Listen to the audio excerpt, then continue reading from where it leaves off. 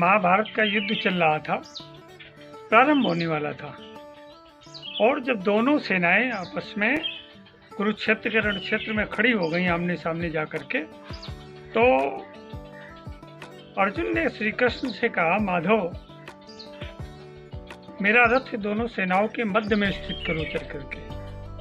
और जब कृष्ण ने वो रथ वहां ले जाकर के खड़ा कर दिया, तो अर्जुन ने नजर उठा करके चारों तरफ देखा, तो सारे बंद बांधव, इष्ट मित्र, परिजन, रिश्तेदार, कुछ अपने कुछ पराए, तो दोनों एक दूसरे को मार डालने के लिए उद्यत थे। कौन किसको समाप्त कर दे और इस पूरे साम्राज्य पर आधिपत्य स्थापित कर ले। ये देख करके अर्जुन के मन में एक द्वंद्व खड़ा हो गया, और वो द्वंद्व ऐसा खड़ा हुआ कि अर्जुन के संपूर्ण अस्तित्व को हिला करके रख दिया।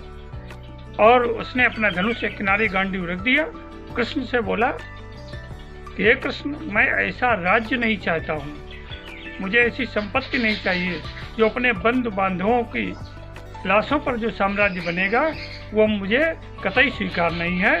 और ऐसा कह करके अपना रथ पर धनुष रख दिया और पीछे जा बैठा। तो देखिए, अगर आप अर्जुन की तरह द्वंद्वों में उलझे रहेंगे तो कभी भी आपका कोई भी कार्य सफल नहीं होगा। अंत में कृष्ण को आगे आना पड़ा, और उन्होंने अर्जुन को सखा ही नहीं द्वंद्व भाव में भी समझाया। द्वंद्व का जो उसके अंदर एक उलझन पैदा हुई थी, एक मन में तिरोहित होने की भावना पैदा हुई थी, मन में एक वैराग्य पैदा हुआ था, विरक्ति पैदा हुई थी कि इस कार्य से तो हमारे अपयश भी मिलेगा, अपने लोगों की हानि भी होगी, और पता ही चला कि हम साम्राज्य किस पर करेंगे।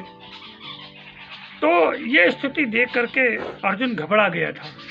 तो इस तरह कृष्ण ने किस तरह उसको समझाया। 18 अध्याय में केवल यही बात समझाई अर्जुन को कि ये दुनिया का जो पूरा आपको भ्रम दिखाई पड़ रहा है, ये केवल भ्रम है, इसलिए भ्रम को समाप्त करो और आगे बढ़ जाओ। उनमें कोई द्वंद्व है, कोई उलझन है, तो आप ये निश्चित मान करके चलिए कि कभी भी जीवन में हम सफल नहीं हो सकते हैं। अपने संपूर्ण अस्तित्व को वज्र बना करके, धारदार बना करके अपने लक्ष्य पर टूट पड़ो, और उसके साथ अपनी क्रिया का, भावना का और विचारों का तालमेल करते हुए आगे बढ़ जाओ। सफलता निश्चित तुम्हें मिलेगी। देखिए, सफलता पाने के लिए हमें जितने भी वाय आवरण है उनका त्याग करना पड़ेगा, और एक में लक्ष्य पर नजर रखनी पड़ेगी। अगर हमारा कोई अपना भी बीच में आता है तो उसका भी त्याग करना पड़ेगा। लक्ष्य एक ऐसी चीज है कि जिसके लिए हमें संपूर्ण जो हमारे अस्तित्व के साथ जुड़ी अन्य वस्तुएं हैं उनका त्याग करना पड़ेगा। एक उदाहरण आपको दें, एक नाविक अपने साथ एक नाव में कुछ सवारियों को बिठा करके नदी की एक प्रचंड धारा से पार ले जाने का प्रयास कर रहा है। धारा बहुत तेज है और उसमें काफी सवारियां बैठी हुई हैं। उन सबका दायित्व तो बोझ नाविक के ऊपर है। अगर नाविक इधर उधर की बात करेगा, धारा देख करके घबरा जाएगा और ये सोचेगा कि बहुत सवारियां हैं, नाव ऐसा न पलट जाए, ऐसा कुछ नहीं। नाविक पूरे साहस, धैर्य और लगन के साथ, उसका केवल एक में उद्देश्य होता है कि नाव को उस पार ले जाना, और वो नाव को तभी दम लेता है जब नाव को उस पार ले जा करके सारी सवारियों को सुरक्षित वापस उतार देता है। तो इस तरह से अपने मिशन में सफल हुआ। इसी तरह से आपको भी उस नाविक की तरह संपूर्ण अस्तित्व को, जो आपका तन मन धन तीनों से आप जो भी अपना वेग बना पाते हैं, जो भी आप तीव्रता बना पाते हैं, जो भी धार बना पाते हैं, जो लक्ष्य के प्रति निशाना बना पाते हैं, उन सबको अपनी क्रिया से, अपनी भावना, इन सबको एक करके और अपने लक्ष्य पर टूट पड़ो। निश्चित ही लक्ष्य तुम्हें मिलेगा। बहुत सारे लोग तुमको उलझाएंगे, ईर्ष्या करेंगे, तमाम युक्तियां ढूंढेंगे तुमको रास्ते से हटाने के लिए, तमाम रास्ते में अवरोध खड़े करेंगे, परंतु उनसे कोई घबराना नहीं, उनकी तरफ ध्यान ही नहीं देना। उनको अपनी बुद्धि से, अपने चातुर्य से पार करते हुए पार जाना है। यहाँ पर एक बात और आपको बता दें, कितना भी प्रखर वक्ता हो, कितना भी विद्वान हो, बुद्धिमान हो, लोकप्रिय हो, और अगर समाज के बीच में जाकर के वो अपना वक्तव्य देना चाहता है, लेक्चर देना चाहता है, तो उसके लेक्चर को सफल बनाने के लिए सबसे पहली प्राथमिकता क्या है कि उसका माइक ठीक होना चाहिए। अगर माइक ठीक नहीं है तो उसकी आवाज़ पास कैसे होगी।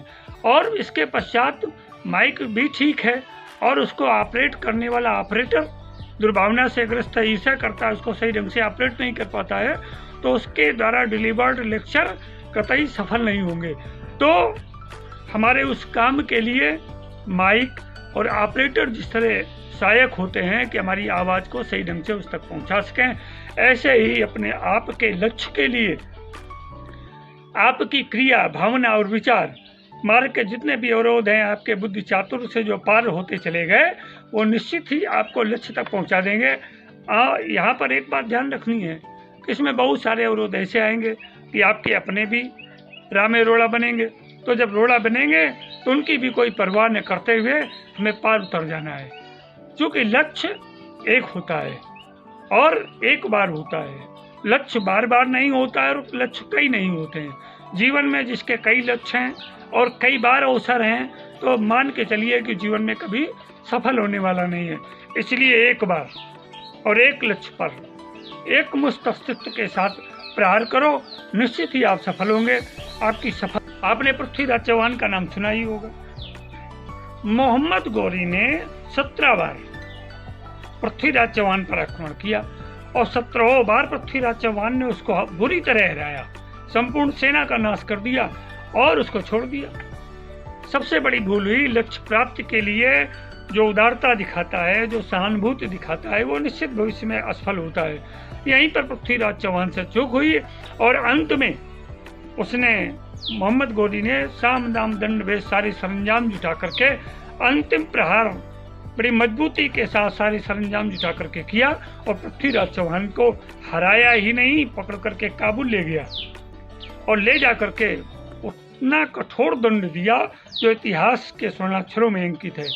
ऐसा ही एक उदाहरण और समझ लें, आपको बात अच्छी तरह समझ में आ जाएगी कि जैसे स्कूटर है, स्कूटर में इंजन का जो महत्व है वही महत्व उसके नट बोल्ट का भी है, वही महत्व उसके टायर और ट्यूब का भी है, वही रिम का भी है, वही चेन का भी है। अगर इनमें से एक भी अगर डिस्टर्ब हैं तो स्कूटर सही तरीके से चल नहीं पाएगा। तो आप संभवतः हमारी बात समझ गए होंगे कि अपने लक्ष्य के प्रति क्या, कैसे होना चाहिए, क्या होना चाहिए और क्यों होना चाहिए, कहाँ होना चाहिए, कितना होना चाहिए, ये सारी चीज़ों को सरंजाम अपने दिमाग में रख करके जब हम आगे बढ़ते हैं तो निश्चित ही सफलता एक दिन हमारे चरण चूमती है। आपको भी अपने लक्ष्य में सफल होने से कोई नहीं रोक सकता है। मित्रों, हमारी इन बातों को आपके दिमाग में अगर माइंड ब्लोइंग बातें लगती हैं तो इसको समझिए, समझ करके दूसरों को भी इसे प्रेरित करिए, शेयर करिए और लाइक और सब्सक्राइब, कमेंट करना ना भूलें। निश्चित ही आपसे मिलते हैं अगले अंक में एक नई जानकारी के साथ। जीने की कला के इस अंक में आपका बहुत बहुत धन्यवाद। नमस्कार।